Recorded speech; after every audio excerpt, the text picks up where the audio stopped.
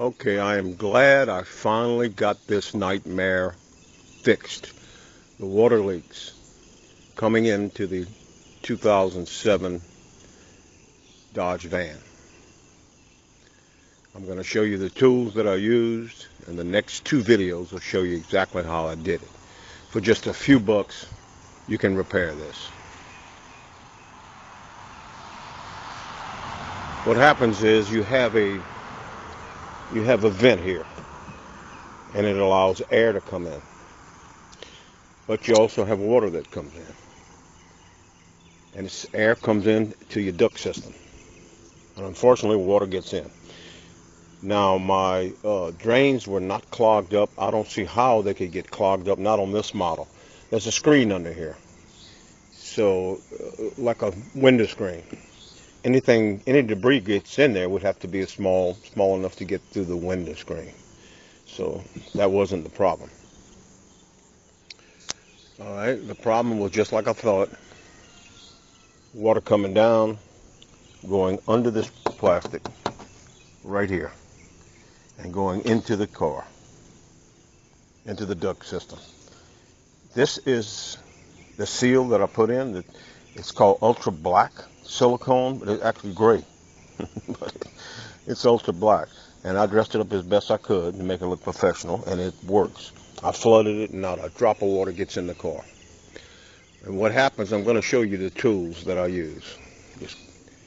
What happens is, it normally leaks on the passenger side. And the reason for that is the blower motor's on the passenger side. And when water floods the ducts, it floods the ducts on both sides.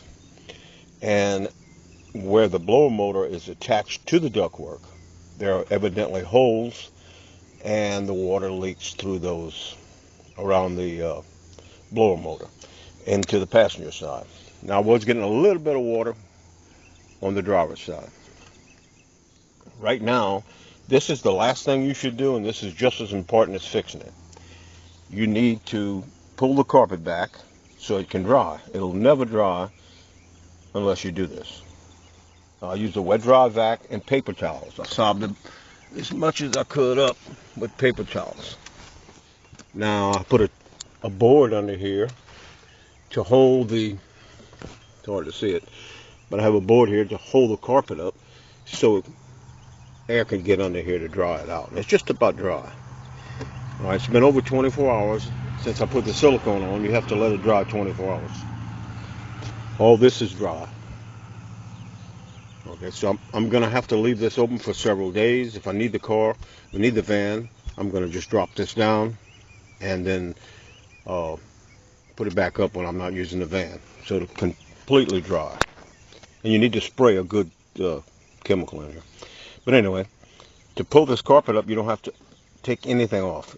It slides under this, slides under here, and it slides under here, and you just take your time and pull it up. Same thing on both sides.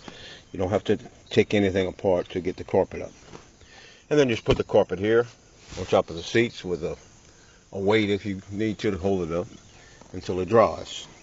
No more smell at all. It's going to take a few days for it to dry, and like I said, so here are the tools that you need. Now, we were going to get rid of this van. We were going to trade it in because we couldn't repair it. Some people talked about drilling a hole in the floor to let the water out. Well, I mean, people have been desperate. It can mess up the electrical system. You need to stop this water leak. And instead of getting rid of the van, we love the van. I use this van. We use it a lot, and we like it. So here are the tools that you need. I use this van to haul around my mobility scooter, which you can see in the cab there. It folds up. That's a whole nother video. And the scooter fits in the back of the van easily with the fold down. But anyway, these are the tools you need. First off, you need a little bit of tape to mark where the windshield wiper goes, which is going to be in the other videos. Straight slot screwdriver to pop the little plastic cap off of the windshield wipers. A Phillips screwdriver, and I'll show you what that's for. A wheel puller to pull. I had to have a wheel puller. Maybe you won't, but I had to use this. I got this from AutoZone.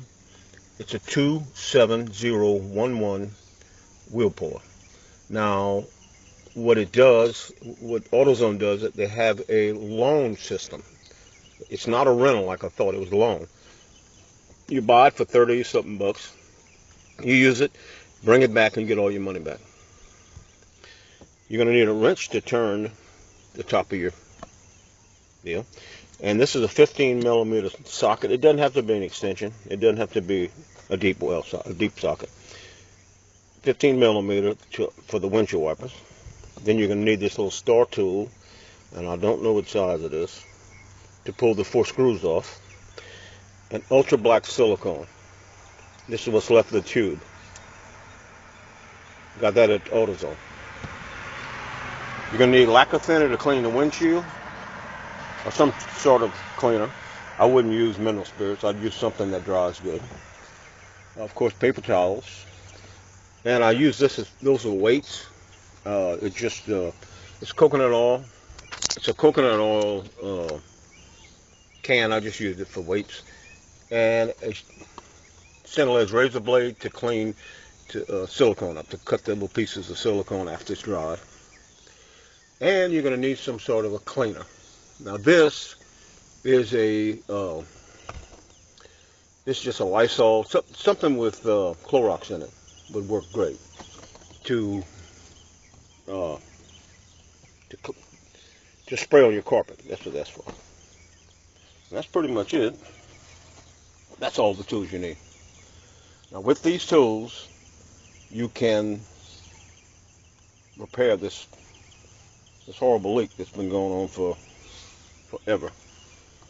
And you can put your van back in service. It works, son.